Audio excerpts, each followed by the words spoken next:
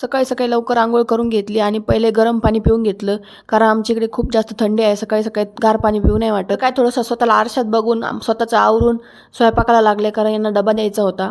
डब्याला आज मी बटाट्याची भाजी देणार होती, त्यासाठी इकडे तेल टाकलं, जिरे मोहरी टाकली आणि हिरवी मिरची आणि लसणाची पेस्ट केली होती ती टाकली. थोडंसं परतून घेतलं, नंतर त्याच्यामध्ये बटाटे टाकलं, ते पण छान असं परतून घेतलं. चवीनुसार मीठ हळद टाकून छान असं परतून घेतलं.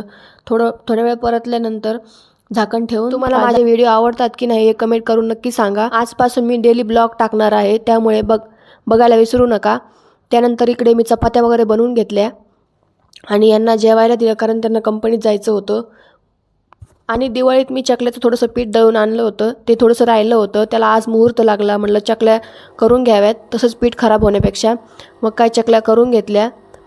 चकल्या मला खायला खूप जास्त आवडला असेल तर सबस्क्राईब करा. चला भेटूया उद्या. बाय.